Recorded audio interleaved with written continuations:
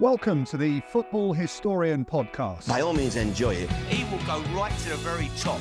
Dos, tres, cuatro times. Here we go, Germans. I will turn these results round. All right, that's good manners. There's animosity, but there's no fight. If you can't beat them, join them. How do you make me feel sick if I look at you? No, I want to fight here. Don't drink, don't sleep with women, don't drive fast cars. Sometimes may be good, sometimes may be shit too!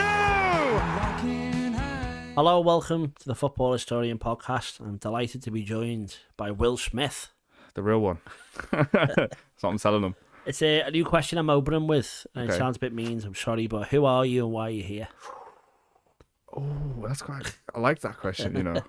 Who am I? I am a aspiring stand-up comedian, so I'm trying to make it happen. But still early doors. And yeah, that's pretty much who I am in a nutshell, really, at this point. It's took over my life. And then why I'm here is because I love just chatting about football, mate. It's my bread and butter. Like I said before we started, if it's not football or comedy, my brain is unable to retain anything. So yeah, that's why I'm here. That's what we need. And then any of the, I'll use the line you used before, the 5 people who watched the chase that we had on, you obviously were there. Yeah. I want to say no spoilers because there's definitely a lot less patrons than there are people who watch. Right, yeah. No spoilers, but you were they there. don't get that for free, do they? Yeah, Come exactly. on. But you were there. Oh, it was a It's blast. the second time in the garage. Oh, mate, I know. I was thinking on the way here, I was like, this is going to be like my, Liverpool like used to call Wembley, like Anfield South. This will be like, you know what I'm saying? Because I just come here and get the wins, mate. I don't do too bad. Yeah, man, it was a good day that though, because it was like weirdly thrown into like this thing of a bunch of lads who were mates already, and I was like, great, I'm going to turn up and try and be funny, but also I've got to focus on the ball knowledge. And your mate, as well. yeah, your mates were funny though. They're trying to stitch me off and that, and it was a good day, man. They should go watch it, in my opinion. Yeah, good. I agree. Thanks. Well, we'll go into yourself then. Obviously, your name, you call Will Smith. There's quite a few comedians on the circuit, I believe, who've changed their name. And I believe Freddie Quinn, Brennan Reese. I didn't know about that. Yeah, I've done my research. Wow. They've changed their name because other people have the same name as them or whatever. Yeah. Have you ever considered it, or are you going to be the main Will Smith? Well, I've already accepted the fact that I'm never going to be the most famous. Like, and I imagine if I came in and I was like, nah, man, I'm going to be the one. But no, I've accepted that I'm not going to be that guy. But also, I kind of like it right now, because right now everything's still fresh. I can still make jokes about it. He's kind of relevant. He's always doing weird stuff anyway. So I can keep using it to my advantage right now. But I reckon when I get to like 40, how old are you? Not 40. Okay, good. No, good. 29. So I was gonna say I was just gonna say when I get to like 40 and I start to get like grey hair and stuff. No offense. That's fair. When I start to get a bit of grey hair and that, I'll probably change to Bill, because I think that sits quite well. And like, there's a lot of famous comedians called Bill, and I think that's pretty cool. Yeah. But then am I just faking it? Do you know what I mean? So I don't know, man. So do you want me to refer to you as Bill for the rest of this, or see how it feels? No. We'll keep it as Will. I debated as well going by my birth name, which was Goulborn, but I think that's a bit Jewish. and it's just not me. Do you know what I mean? And I was just like, yeah, man, I just keep it to Will Smith, because it kind of, to be honest with you, mate, it kind of played into the thing of when I first started. Like everyone says in comedy, you've got to try and find your voice, and it takes years to find your voice, and I still haven't found it now. But when I first started, I was like, I found my voice. I'm Will Smith. I'm a bit of like I dress like a bit of a chav, wear jewelry, whatever, yeah. And I was like, my shtick is that I'm gonna pretend to be a black guy who's called Will Smith, and that was like, and yeah, it doesn't go well for you basically. So I was like, I need to drop that quickly, and just kind of try and be yourself more in it. But yeah, the thing is, I'm the third most famous Will Smith. There's another guy who's a comedian called Will Smith. Oh yeah. And he's a like BBC journalist now. He doesn't really do comedy anymore, but yeah, he came before me as well, unfortunately. Well, you could beat it. You could beat him if you're not going to set your targets to beat the Fresh Prince. You can. I'll slap him if I see him. Because honestly, like it's whatever now. But when I first started, I got given a Sunday gig at Hot Water, which is when you first start, it's a big deal, right? And I went to do it, and on the website they put who's on the lineup, and they put Will Smith, and then the picture was of this other guy. So I've emailed them, kind of like, please, could you change this picture to me? Then they've been like, oh, sorry, our database, whenever we put the name Will Smith in, it just brings his profile in. And I was just like, well, this isn't fair. Do you know what I mean? But yeah, so I appeared that night as him. Hopefully there was none of his fans there expecting him. Do you know what I mean? No, of course. Well, you're from down south. you live here now. Yeah. Well, sorry, you sound southern to me. Yeah, no, I am. I'm a weird hybrid. Basically, I grew up on the Wirral. Oh, So sorry, yeah, so apologies. exactly. So I'm more low. Yeah. So I grew up on the Wirral, unfortunately. Do you know what I mean? And then when I was like 12, 13, I went to live with my dad down south in Nottingham. Say down south, it's not that south, but to here it is. You know what I mean? And yeah, so I lived there for like 10 years, and then was like, right, I want to do stand up. And Liverpool was just like, at the time, Adam Rowe was just coming up, and it was like, oh, this is the best place to come and do it. Do you know what I mean? Yeah, man. That's what I was going to ask. Since obviously you've made the decision to move here, was it just for comedy or Mainly comedy based, and then the fact that I had family on the Wirral as well, and because I was at a point in my life where I was just like, I want to do this. I'm gonna literally devote my life to it, but I've got like, where do I go? Because I was debating just going to London because I got quite a few mates in London. I was like, let me just go to London and make it work. But I'm so glad I didn't do that because it's expensive. I don't know anyone there other than mates. And then I was just like, oh, Liverpool, right next to family, it's cheap. Scousers are the best as well, do you know what I mean? So I was just like, no brainer really. Yeah. And then my initial, another reason was like, oh, I'm going to go to the game every week. It's difficult to go to the game every week, isn't it? Like, yeah, tickets are hard to come by. Oh, mate, tell me about it. If you know anyone, let me know. Yeah, I did actually have 2 this weekend. You should have asked me. I see if you going for West Ham, but it's like, who wants to go to West Ham? So obviously, you've made the decision to do comedy. Obviously, what do your family think is what I'm trying to ask. If you say to them, and I always think at a family party, if you're not like, say like an Adam Rowe there, it's a bit of a scary one to go, what are you doing now? I do comedy. Is that something you've breached to people, raised their eyebrows at you, or what is it? I've got a bit of a weird story about this. I'll get into it in a sec. But initially, my family's reaction was like, they were just like, good for you. You know what I mean? It's nice that you're doing something. But also, they were more like, didn't really get it, didn't want to come and see it. Because they were just like, we don't find you funny, basically. Because I'm like, because I'm the youngest. I had 2 older sisters, so I'm the youngest as well. So like, I was just a little baby. I was like, never meant to be funny or anything like that. And I'll be honest, mate. Out of my friends, there's so many of them that I think are way funnier than me. But it's not about that. It's more about like how you work out and stuff. But so there was that. Like, say the family were just like, they were supportive, but not like, you know, up my arse supportive. They were just like, do your thing, have fun. And then it's a weird story, this man, take on a little bit of a depressing dive, right? But basically, no, my sister passed away not too long ago, right? Depressing. But at the funeral, all my family were there, and they decided it was a good idea for them to see my comedy set at a wake. Wow. Okay. I didn't plan on telling this story today, but yeah. So I literally, so basically with the way it works at the minute, like when I started, I had like 5 minutes, and then I developed it into 10 minutes, and then like 15. But I have like a 10-minute set. It's like my go-to, you know, if I'm around. So I was like, right, they're asking for it. I'm just gonna do it. So I was like, I just did my set, and honestly, mate, best gig I've ever had. They all laughed so much, and it was probably because I was, you know, it was family. Well, bro, my auntie, Scouse auntie, like, well, we're all but Scouse, same thing kind of, and she was going around with this bucket, making people in the pub who weren't at the wake put money in this bucket. Bro, it's my most paid gig ever. I got like 90 quid. It was great. But yeah, so now they all love it. Basically, is the full circle of that story. Do you know what I mean? So any tips for an aspiring comedian is to play at your sister's funeral, yeah? Learn to say no. That's what I'd say. Learn to say no, honestly. Oh, great. So I don't know where to go from there. I don't know how to link this into. You got your own podcast as well, I was going to say. Mate, yeah. So what's that? How can people watch that? Oh, God. It's on YouTube and Spotify, but to be honest, I'm the one who has to upload the Spotify's, and I am always never doing it. So I think we're on like episode 51 on YouTube, and I think we're on like episode 43 on Spotify. So yeah, but no, it's just a fun little pod, man. Like, just friends chilling, just literally talking about random stuff. Every week we have a guest, though, like similar to yourself. I guess you don't really do this on your own, do you know? No. So we have a guest every week, and I'm sure you understand that's difficult. But we're always trying to get different people, because we've had almost every comedian the Northwest has to offer on the podcast now, you know what I mean? But yeah, man, it's just like a fun thing. We just have a dog, we just chat, play a few games, stuff like that. And don't know, I started doing that before I started stand up, to be fair, because I remember my friend, I was saying I do it with my best mate who's not a comedian or anything, he's just a normal fella, and he was like, I remember I just seen him one day, and he knew I wanted to do stand up, but I was just being scared about it. I was petrified, mate. I was like, I'm not funny, I can't do this, but I want to.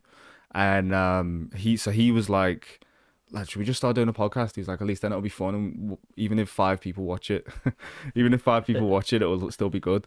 And I was like, yeah, man, why not? So we did like the first one. Yeah. Oh my God, bro. So the first time we tried it, we did it on a phone first, but then we couldn't get the video off the phone. So then we tried it again with a different phone, same issue, just couldn't get it off the phone. The file was too big. We just have an absolute panic about this.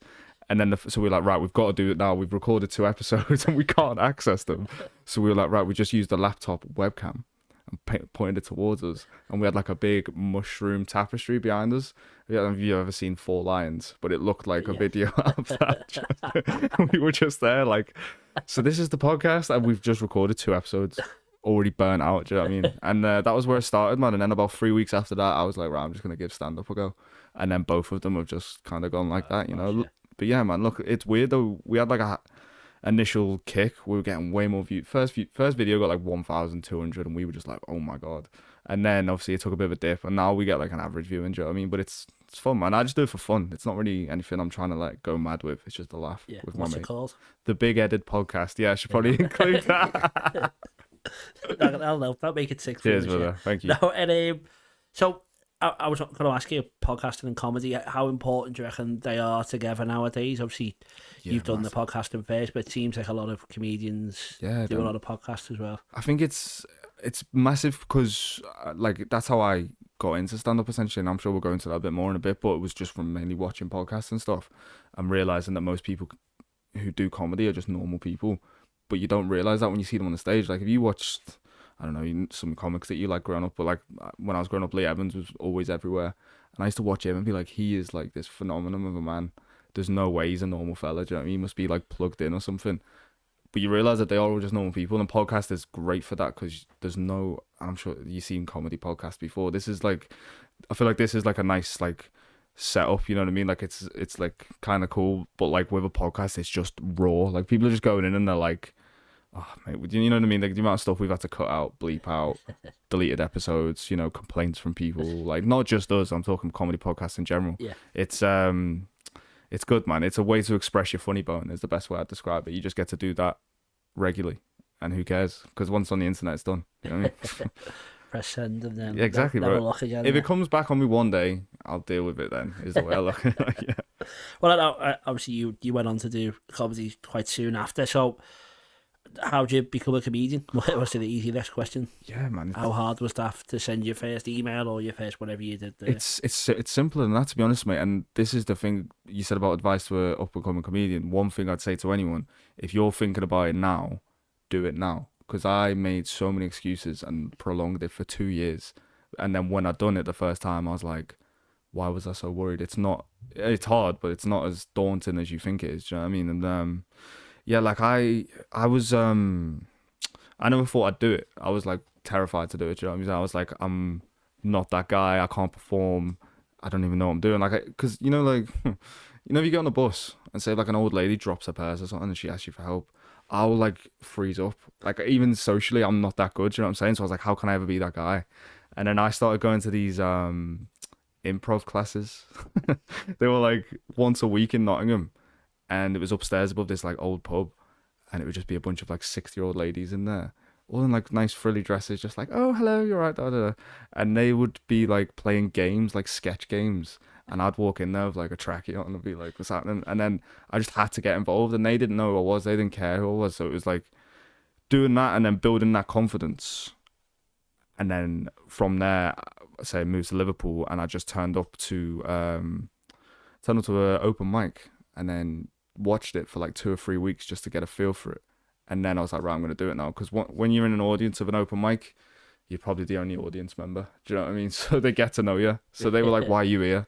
And I'm like, I want to do this, but not yet. Do you know what I'm saying? So then by the time you've been going a bit, you get to, you then get to like know them and you feel comfortable enough to go on and do it. And then first time I done it, it was terrible, mate. Like I awful, forgot my jokes, had to pull my phone out. It was like, you know, the crowd had to encourage me and stuff. It was awful. But like, I remember I got through it, and afterwards I was just like, never been more proud of myself. Basically, it's like a nice ending to that story. That I've rambled there, lad. But yeah, it's simpler than you think. A lot of people get it misconstrued as well, and I did initially. I did a comedy course, but I'm going to expose them here if you don't mind, mate. I'm going to expose them a little bit. because I signed up to this comedy course and they make out it's for a good cause and all this, and you're like, great, it's for charity. Sign up, 8 weeks of free training from professional comedians, and then you do a big show at the end, and it's lovely.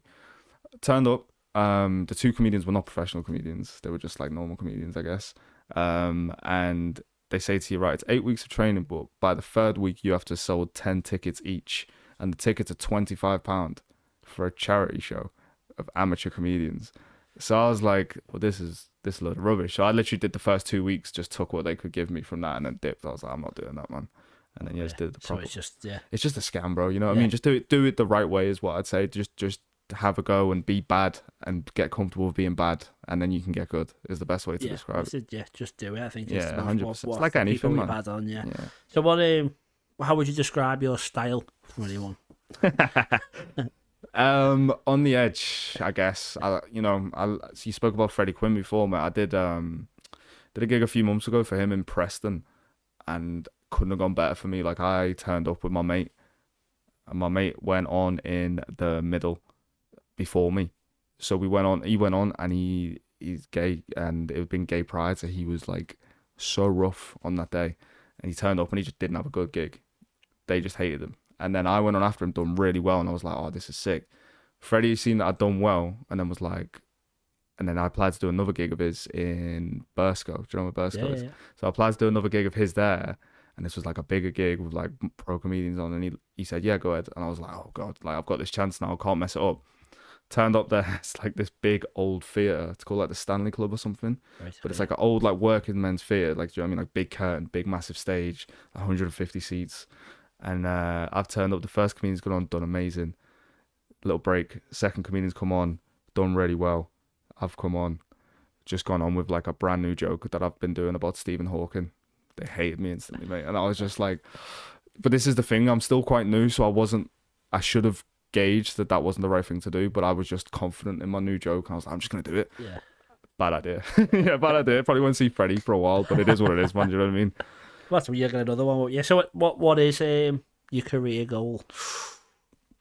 Career goal. I didn't even answer the last question. My style is edgy. Is my bad, bro. Edgy. I'd say edgy, and I like to like look at things that you're not allowed to say, kind of thing, and try and find a clever way to paint them where I can say it, and people will be like, ah. Do you know what I mean? But a lot of it's very personal as well. I don't really do observational. It's all just about like either trauma or my view on things, really. I guess is the best way I could say. But what was the next question? Sorry, it was what's your career goal in career comedy? Goal, not to get cancelled. Not to get cancelled. Make it to 10 years in without any trouble is the goal. Nah, but I don't know. Everyone has their own Live at the Apollo, stuff like that. Like, I'm sure everyone has, and it'd be nice. Do you know what I mean? I would never turn it down. But my genuine goal is to get to a point where I've just got my own audience, where I've got like enough people who really like my stuff that I can go around the country and just they'll come to my shows. That's like, if I can do that and not have to work a job, that's the dream, mate. Do you know what I mean? Perfect. And then last question on this section: can we see your tattoo?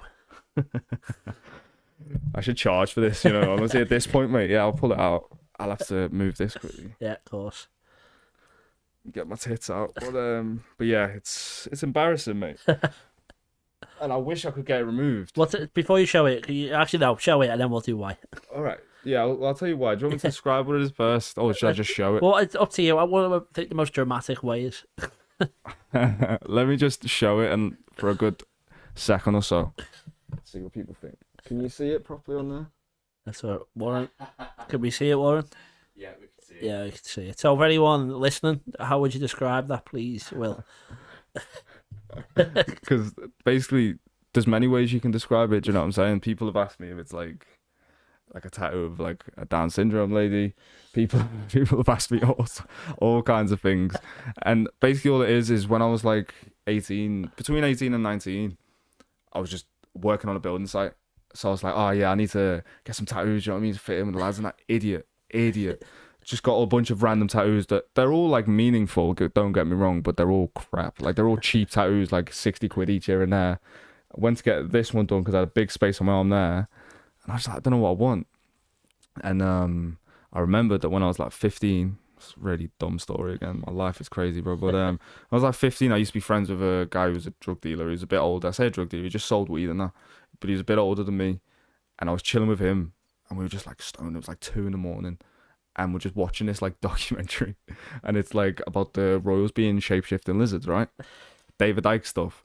But then there's like, and at the time I'm like, this is rubbish. And then there's a thing of, I remember what sent my head. It was a thing of Putin talking, but obviously he's speaking in Russian, right?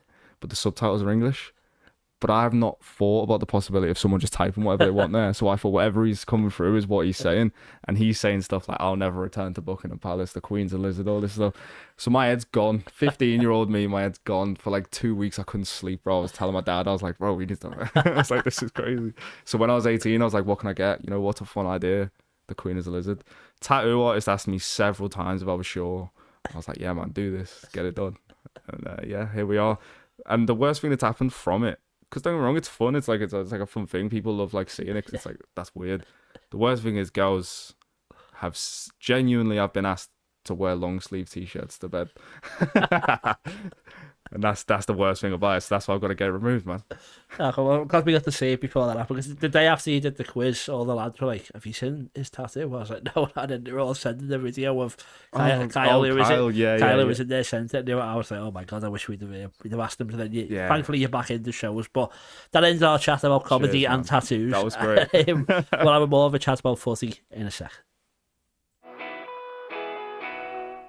Hi, I'm Warren, the producer for the Football Historian podcast, and we're here today to talk to you about the Patreon subscription. Yes, so for just £1 a month for the first 100 people, there's a lot of benefits that you get, and I think £1 is a terrific deal. Pittance, yes, £1 only, and you get early access, which means at least 24 hours before everyone else gets the episode, you get to watch it.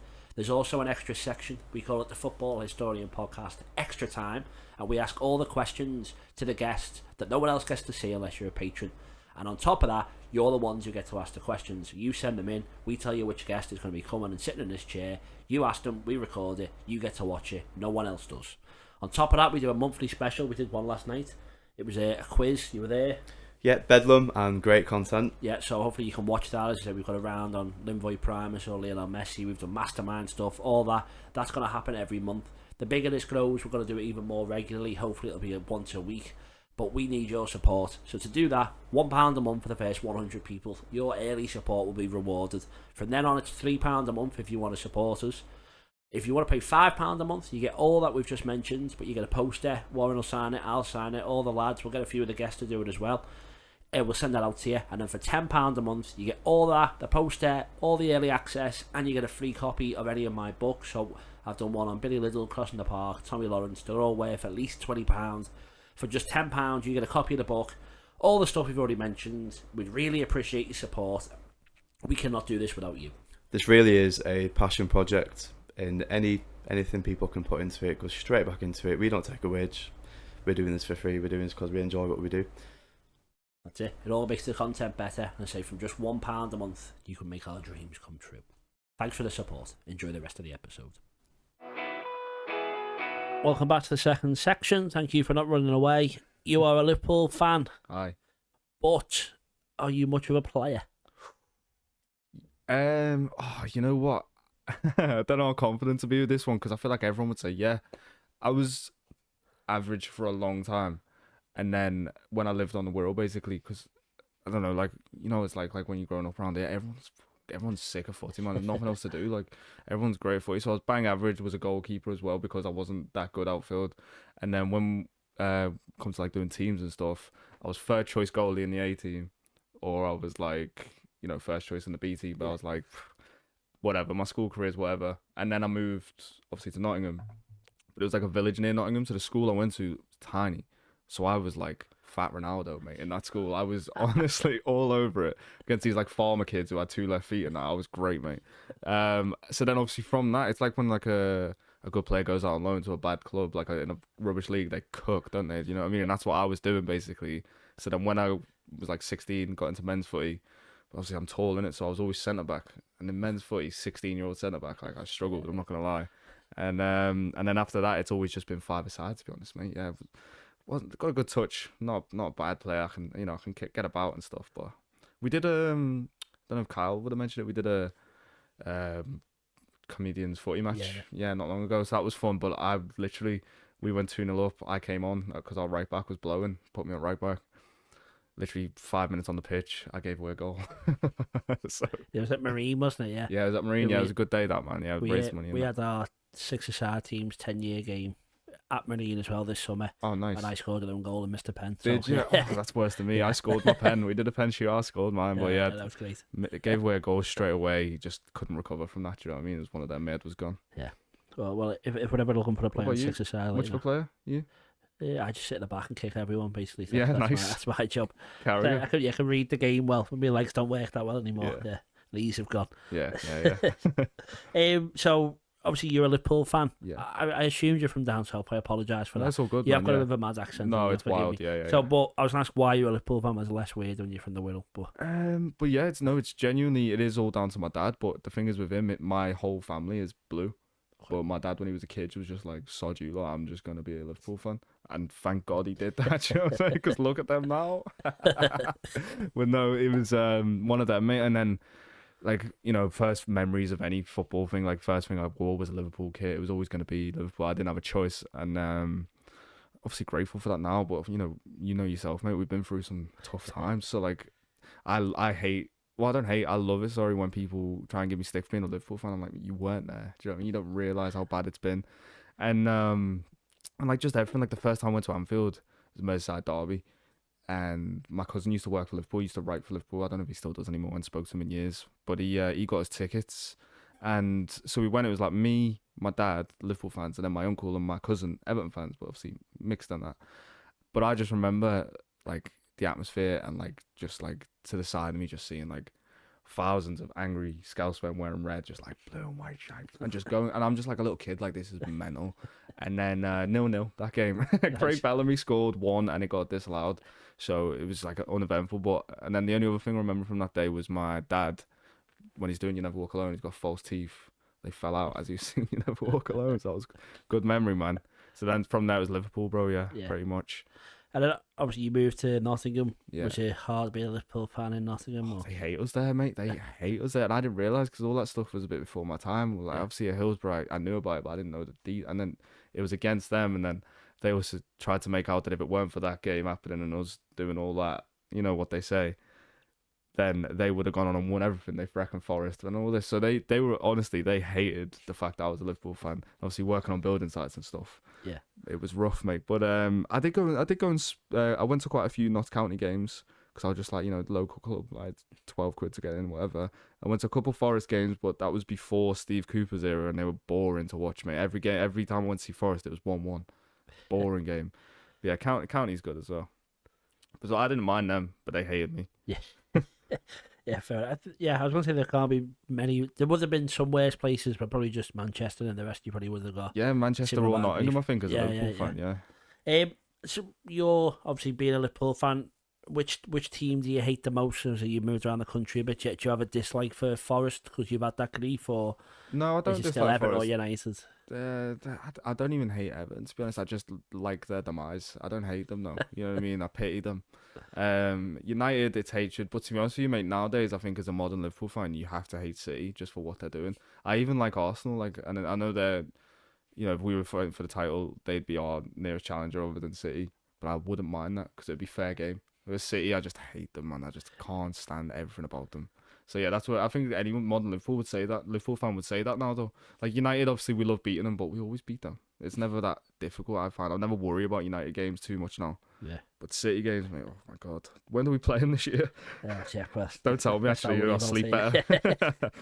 And then, you know, because you've moved around the country a bit, you've got friends in comedy who are from around the country as well, I'm guessing. Who's the first person to text you when Liverpool lose? You have one person who just gives grief out to you all the time. You know what it is? It's my Irish friend, Caelan, but he's not even into football. He's just into Gaelic. But like anything football related and my team losing, he's just... So yeah, give him a shout out, mate, because he makes my life hell.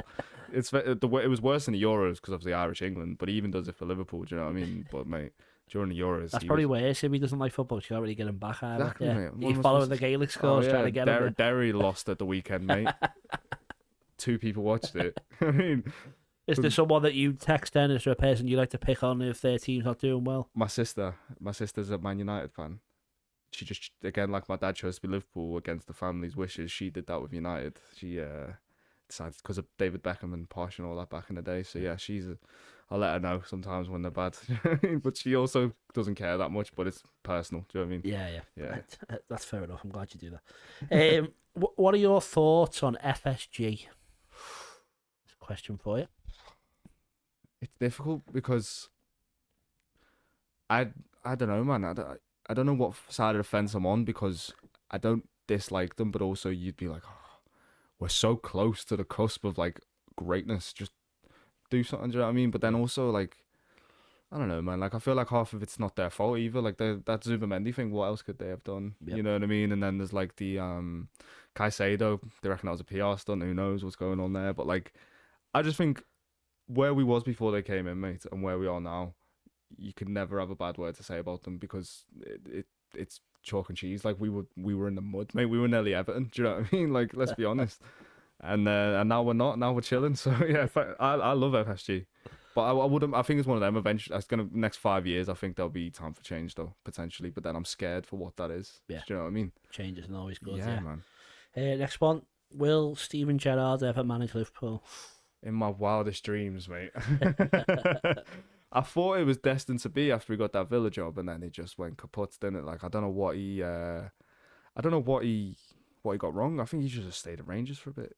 Well, it's the dream, isn't it? Like I don't know. Do you play FIFA much? Yeah. Yeah, man. I don't know if you've ever done it like on the other FIFA. You can still do it now, where you can start as a player, and then you can retire and become a manager. I do that with Gerrard every single time. Do you know what I mean? And I just want him to be Liverpool manager.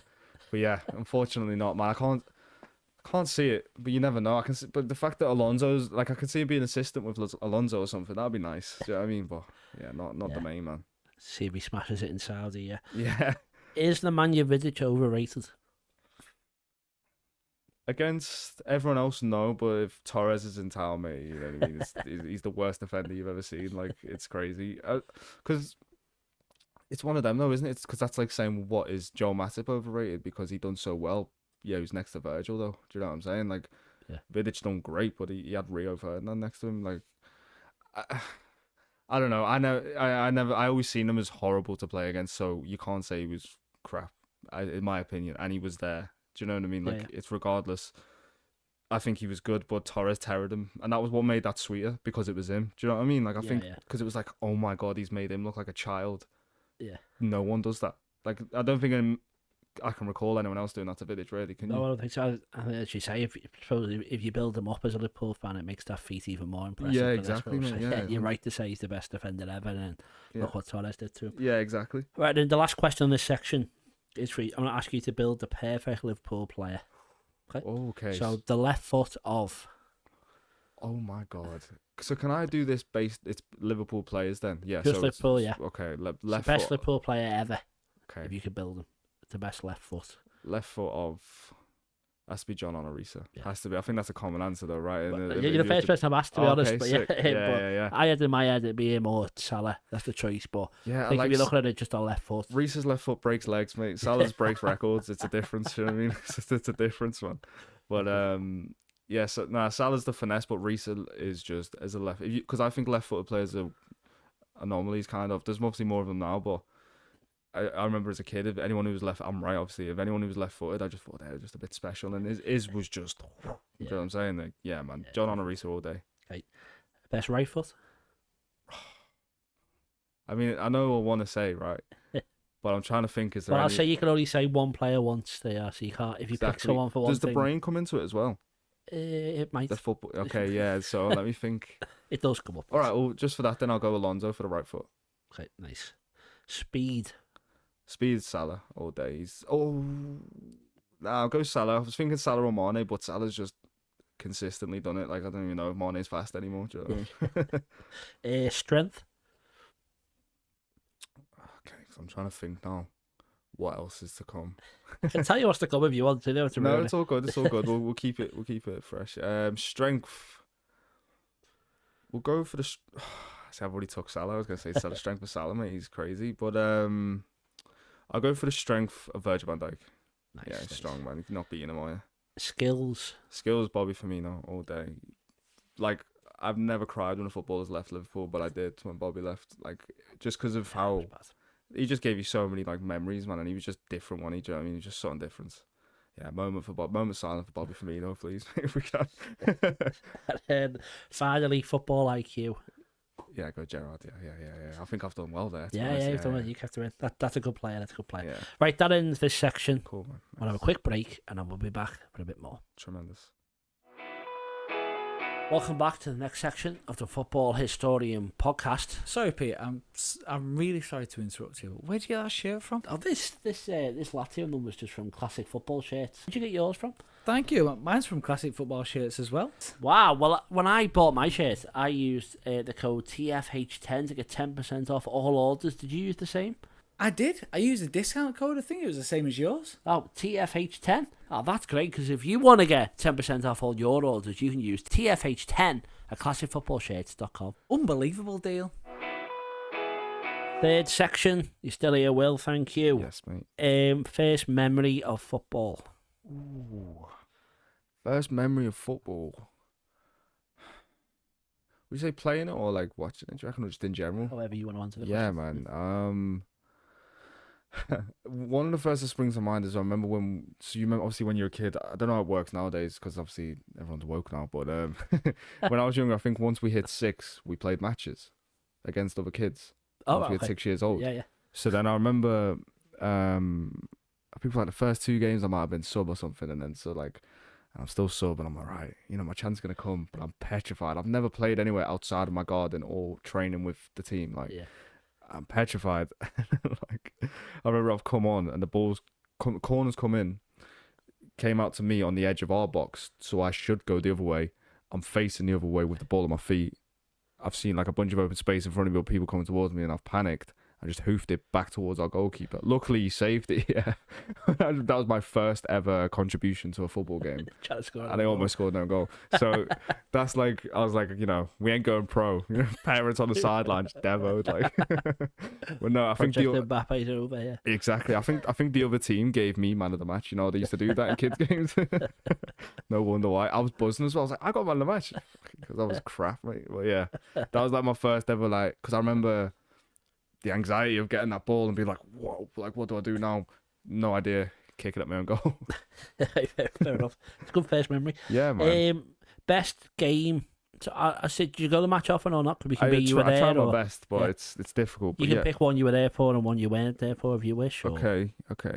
Weren't there for was Barcelona all day long. And I actually missed one of the goals as well because I went out we ordered food and I was one who ordered it. So I had to go out and grab it and come back in and miss the goal. I think it was the Wijnaldum header I missed. I'm not going to lie to you. That is genuinely the happiest moment of my life. Honestly. What, the Wijnaldum header? The second one, yeah.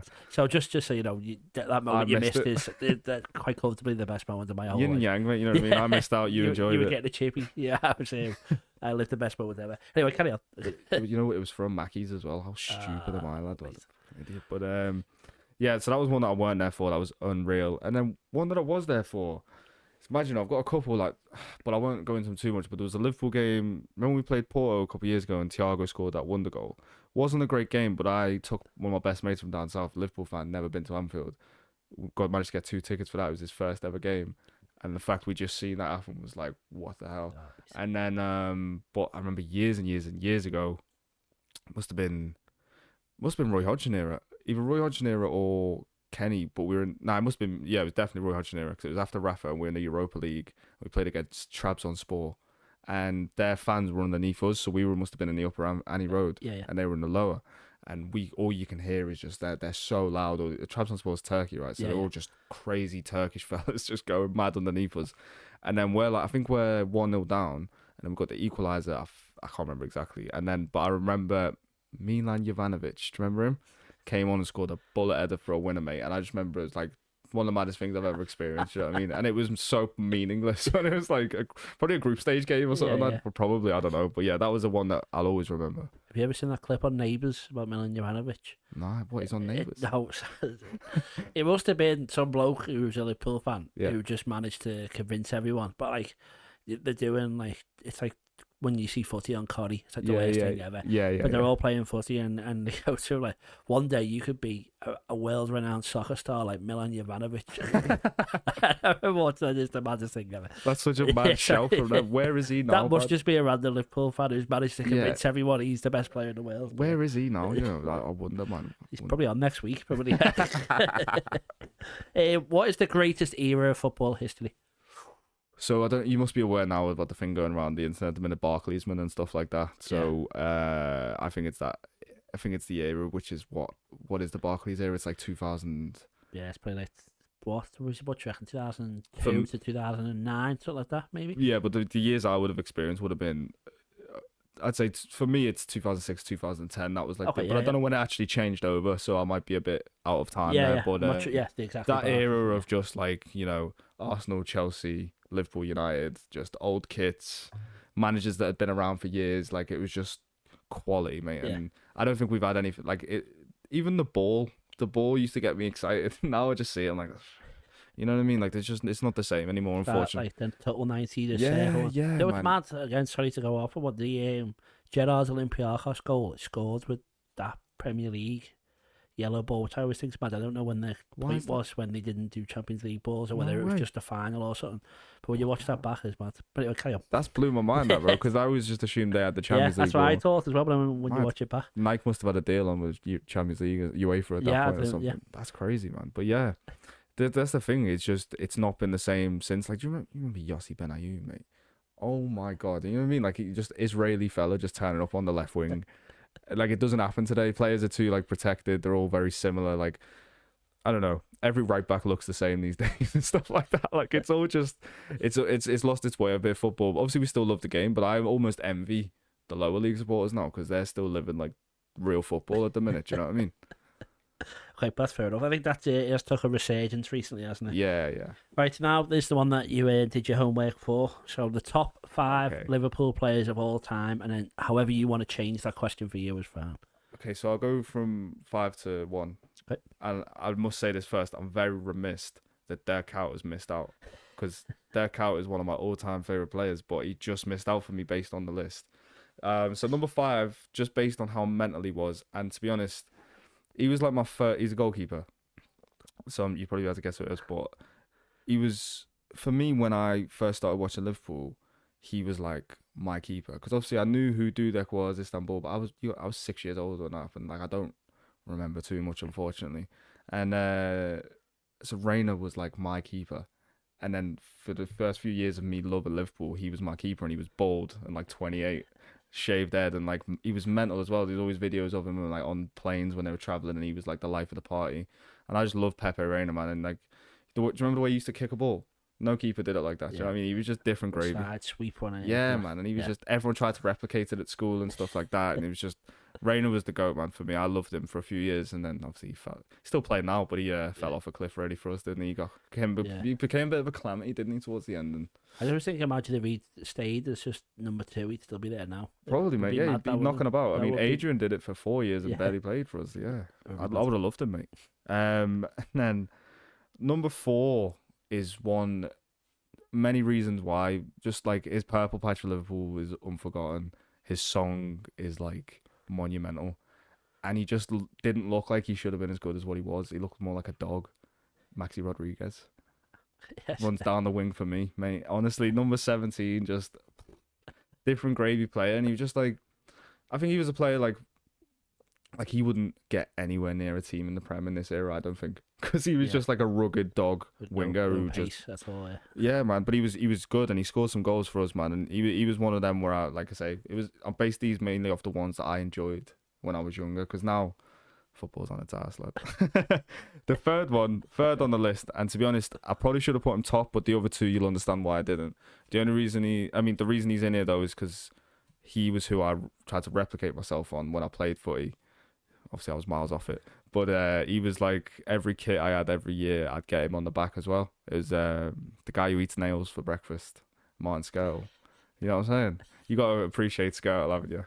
So Yeah. Yeah? Nice. Yeah, no, that's good. I Yeah. saw him in the park once, and he's incredibly chiselled Really? face, you know, with his ears. Yeah. He'd eaten nails, does I remember his does fit first that. interview. He came in and he just did the interview with like a translator, and he was speaking like Slovakian, and I was like, Jesus Christ, he's a bit intimidating. You wouldn't want to see him in a and then him and Aga used to do each other's tattoos and stuff, didn't they? So it's like he was just a crazy guy, man. You know, people aren't like that anymore.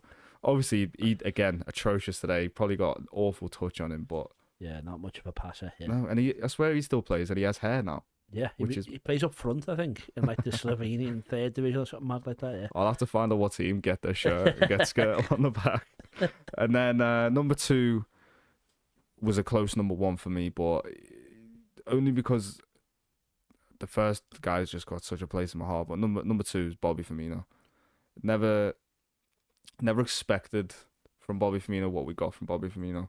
Do you know what I mean? Do you just feel that when we got him, he was like, don't know. And I feel like we also got like, for every season there was a new theme to Bobby Firmino. He was never the same player every season, but he just gave everything, didn't he, for the club, and he just got it, man. And he wasn't like the most like erratic, like outspoken guy. He was very quiet within himself, but he was so like emotional, and I think that like resonated with Liverpool fans. I think, and his song, mate. Oh my god, when it goes off on the cop, it's like different. It's just that last game as well. That yeah. There in front of everyone, you can see he's taking it in. Yeah, he's not just like I'm a Liverpool player. He's like this is. And it's also like special. Everything that. Like, you know, that's the end of everything that's just happened over the past 9 years, and it's like you think about what he'd done, the nights he'd seen, the place the club was in to where it is, and that you think, mate, what a guy.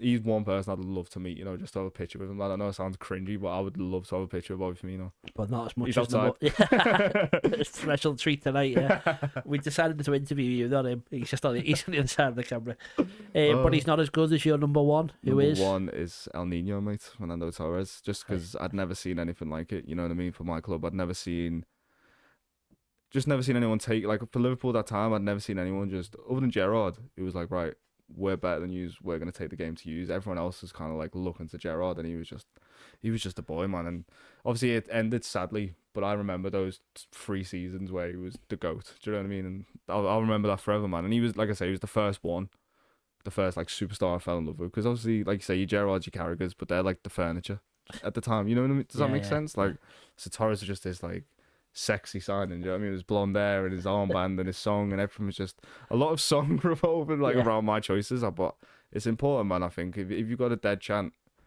you know, it's not going to work. Nunez's chant is not great. It's not even a chance. Exactly. It's a shout at him. Yeah, exactly. He didn't pick Gerrard, Salah, Suarez, Van Dijk. Do you want to explain that before everyone gives you abuse, or you're not bothered? Yeah, no. These are the top 5 in my life when I was growing up, and I was like attached to these players. Like, you got to understand, mate. Like, being a Liverpool fan growing up, everything was Liverpool. My room was Liverpool. Like, I had Gerrard on my wall. I was obsessed with Steven Gerrard. But like, my top 5 that I had an affiliation with, where I was like, these are the boys. That's who it was, man. Like, Gerrard was he was everyone's favourite. You know what I mean? Can't be everyone's favourite, man. That's fine. Okay, next one is the top 5 non-Liverpool players of all time. This one's probably going to get me some abuse as well, to be fair. Because, this one's definitely going to get me some abuse. But again, it's a similar thing. It's more of my affiliation than, like, at the time being in awe of these players. I'm very much going back to my childhood with these lists because, again, like, I can't be... Football now, it doesn't catch the eye that much, really. I only, like... You know, just me and my mate were talking about this the other day. Like, when I was younger and I used to watch, I used to know so many ballers for different teams. I could probably name you most teams starting 11s, whereas now, I ain't got a clue, mate. I don't know. If it's not Liverpool, I don't really have a clue. Do you know what I mean? Yeah. But yeah, number 5. The number 5 is he's quite a new player, but I do just rate everything about him. Is Cole Palmer. I think he's, for what he's doing, the fact he naffed City off, and now he's smashing it. I think he's going to go on to be like something a bit mad, you know what I mean? Because I don't know, I feel like we've seen it with Foden, where he was meant to be this next big thing, and then he's just kind of stalemated it a little bit. Like, I don't know, he's great. I'm going to get abused for calling Foden a stalemate. I'm worried for you. I'm not saying anything. I'm scared. I just think like he doesn't turn up in the Euros. Also, he doesn't attract me that much. Like, I see Phil Foden on the pitch, and I don't know, man. Maybe I don't watch enough City games, but I'm glad I don't. But Cole Palmer for me, man. Number 5. Number 4, coming in hot. I'm going to move quickly on from this one because I'm kind of regretting it now. Wesley Sneijder.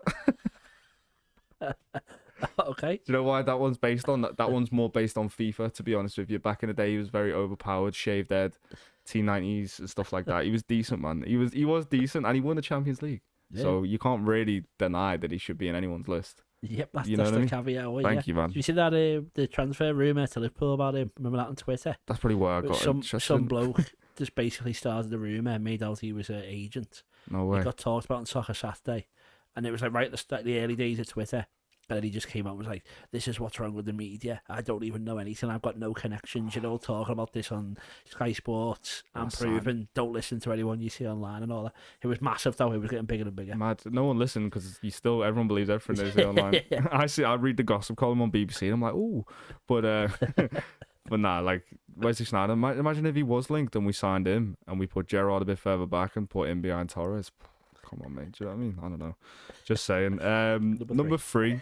Number three for me. I just think he was a player I always wanted Liverpool to buy, but it was never going to happen. Jermaine Defoe. Jermaine Defoe was so good, man. Like I think people forget how good he actually was. Like, I don't think anyone gives him enough credit because I don't know what. Because you think about, they name like the era of like Ian Wright when there was like Alan Shearer, Lineker. Everyone was about. There was like 20 good strikers, but when Defoe was coming through, who can you think of any now off the top of your head? Like who would have been similar era as Defoe? Well, he played with Crouch. Yeah, exactly. Crouch, but are we think English or? Yeah, well, English. Yeah, yeah. Heskey was in there. Heskey, one of them ones. Well, obviously just Owen. Was Robbie Fowler still playing? Yeah. But he would have been early. That's what I mean. So I think Defoe like probably got overlooked a little bit. Lost a bit, but in his prime. Yeah. Like Defoe at Portsmouth was crazy. Do you know what I'm saying? Like that's what I mean. Like I just remember as a kid, Defoe was just everywhere, scoring goals all the time. Great on FIFA. Like it was just one of them with Defoe, man. Next one, Eden Hazard, number 2. Okay. Just because I think he was a serious baller. Like I was scared when he was on the ball. Do you know what I mean? When we play against him, and he ripped us apart a lot. He knew what he was doing against us, unfortunately. Yeah. And I don't know. I've put Eden Hazard at number 2, and I'm unsure because my number 1, he's not. People are gonna laugh at this, right? Okay. Number 1 is Jack Wilshere. Right. the greatest player of all time. Yeah. He's not the greatest player of all time. This is just my top 5 non-Liverpool players, and I've looked at it. My strategy with the list was that players that I like that I wish we'd signed, and I looked at them and I was like, that makes the list a bit better for you. Yeah, because of course, they're not top 5 of all time, but these are like my top 5 non-Liverpool players who I've been like, I rate them. Do you know what I'm saying? And that's the thing. I'm not one of these that's just gonna come on and say Messi and blah blah blah. Messi's great, whatever, but after a Scouse kid did that to him, he was just nothing to me anyway. Yeah, he's gone, mate. So yeah, that's my top 5 non-Liverpool. Why is Jack Wilshere number 1 then?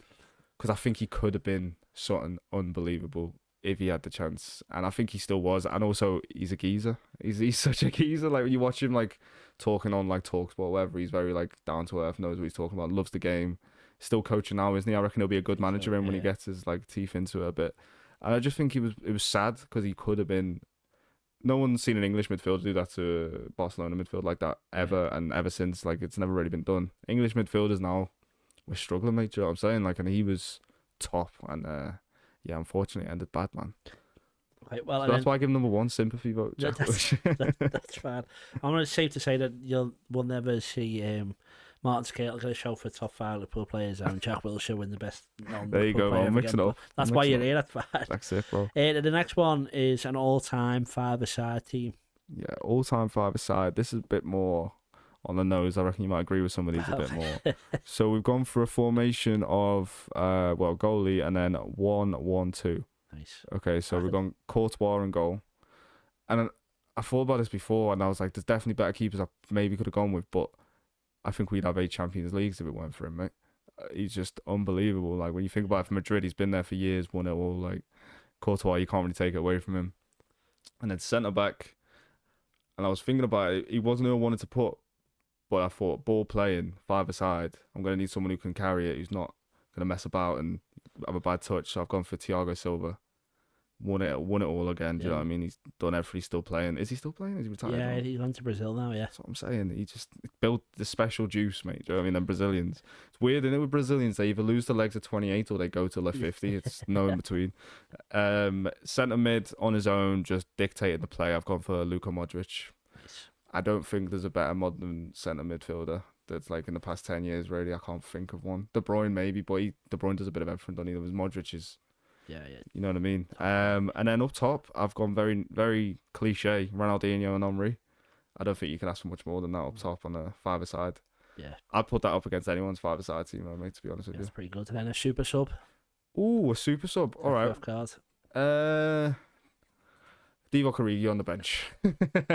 Can't do better than that. Yeah, that's fine. All right, that's great. We're going to settle some of the biggest debates in football history after this short break. Nice. Are you looking for a Kazakhstani football team to support? Then I think FC Kemay is a team you should support. Do you agree? Growing up as a child, I always had FC Kemay posters on my bedroom wall. Well, and all the children of the Kazakhstani future will have FC Kemay posters on their wall because FC Kemay is the team to support, and because of that, Tom has made us a chant that we're all going to follow. So, up the Kemay, up the Kemay, up the Kemay. Make sure you follow them on all the social medias, all the posts and all the things you should follow will appear below us and right here. You should be a supporter of FC Kemay. Live, laugh, Kemay. The debate. Welcome to the debate. We're going to settle some of the biggest debates in football history. I know who you're going to say. First one, Gerrard, Lampard, Scholes. And can you put them in order, please? Yeah, mine... It probably sounds very biased as a Liverpool fan to say Gerrard, Lampard, Scholes, but I just think that's the order that it goes in. And to be fair, if you were to rank them in terms of like geezers, probably goes that way as well. Like Gerrard's just like your stand-up normal fella, like sound, gets the job done.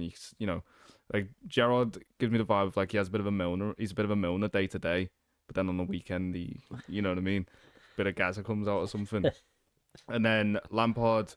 Just like seems like a geezer, good laugh, reckon he's good banter on. And then Scholes just seems so miserable and sucks his daughter's toes, mate. So I can't put Paul Scholes above either of them, to be honest. I don't like him, to be honest. And he's ginger, you know what I mean? It's just one of them. A lot of reasons. Yeah, man, yeah. Nah, forget Paul Scholes, man. I think put David Bentley on the list instead of Paul Scholes. Cut that out. Yeah, that stays in, that's fine. Yeah, it's fine. Pele or Maradona? Couldn't really say I've seen either of them play enough. I've only ever seen clips of either of them. But what I did see from Maradona in his adult life, in his older life, I could resonate with. So, whereas Pele was just like a nice ambassador of football, a good guy, wasn't he? And then obviously had a sad death. Maradona was like coaching teams on like, you know, they'd be playing on the Saturday.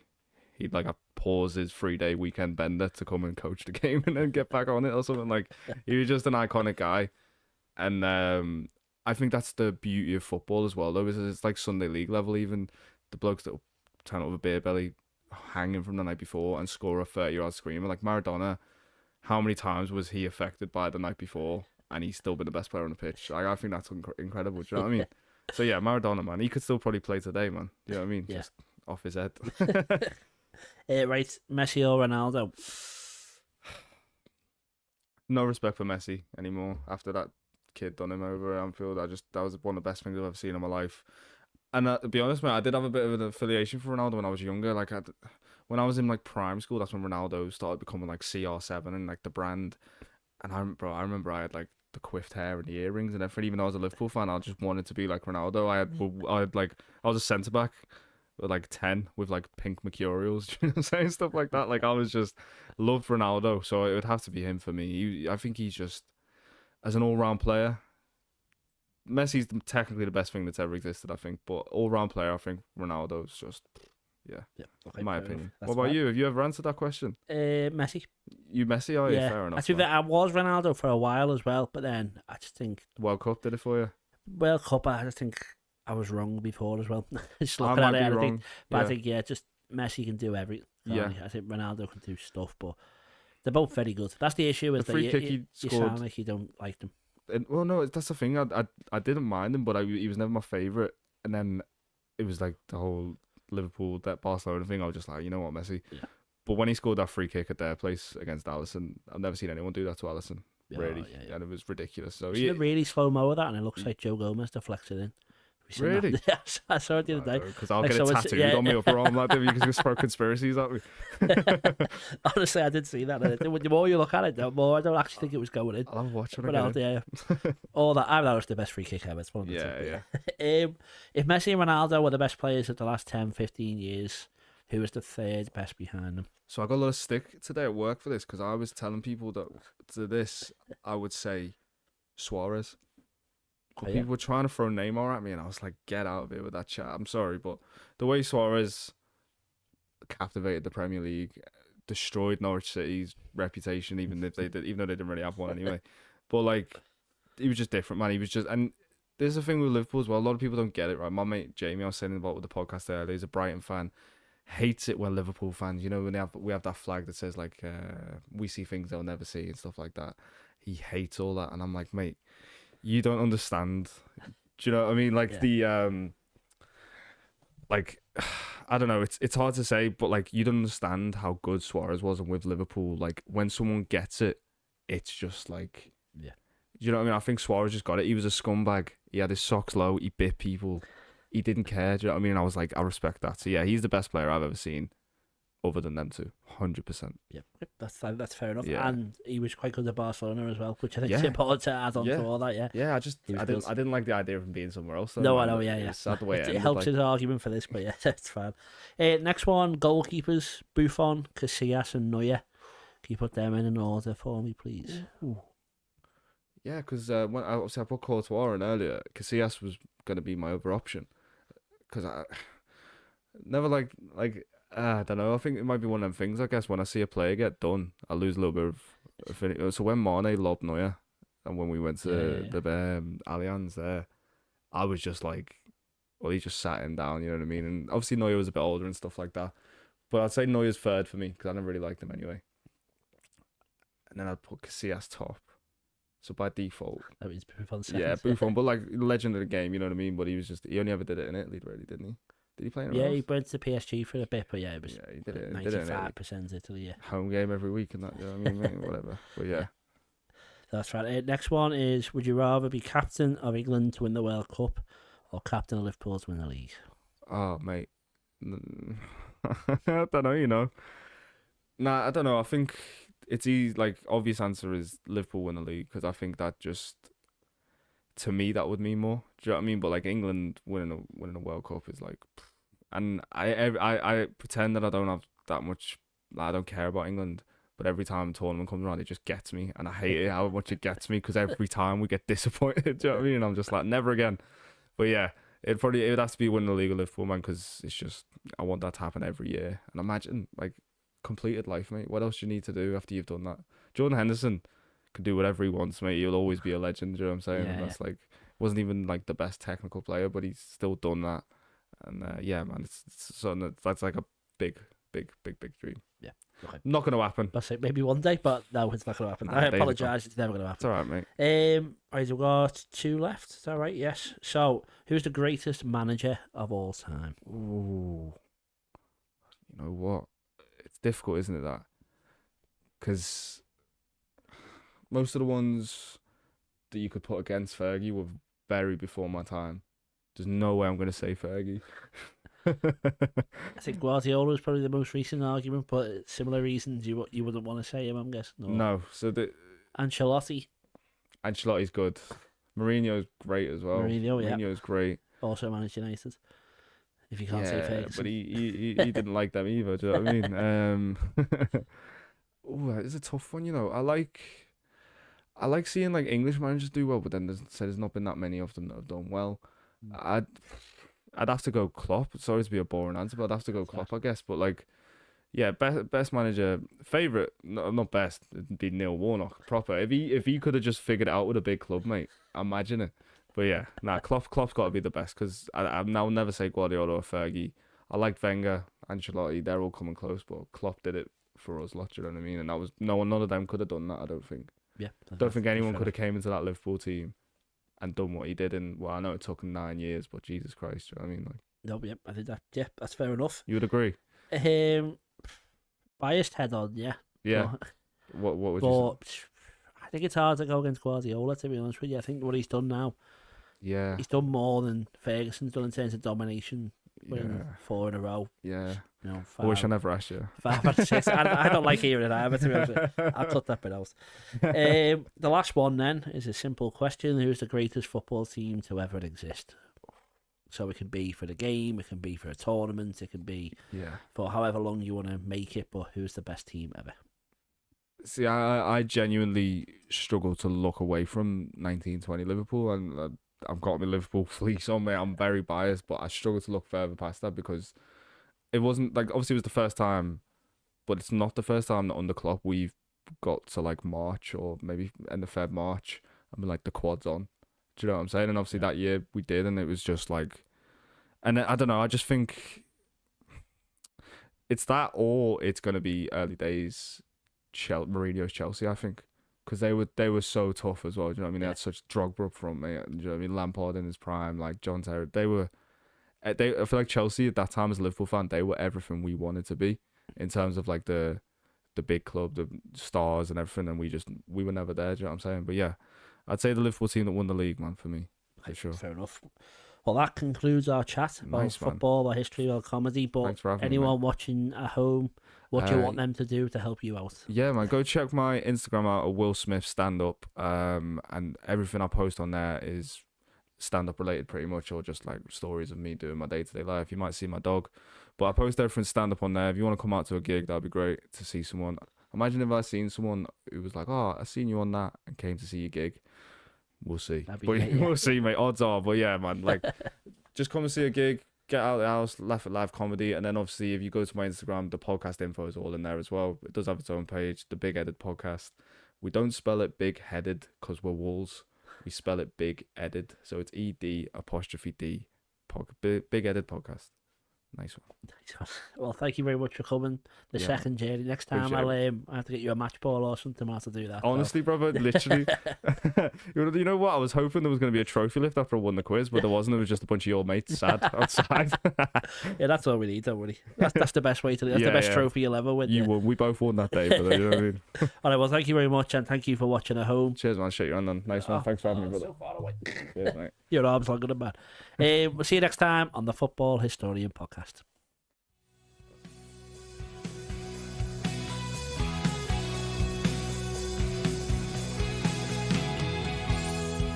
Locking eyes from across the room, heart is pounding. What have I have to lose? This kind of feeling tends to blur your sight.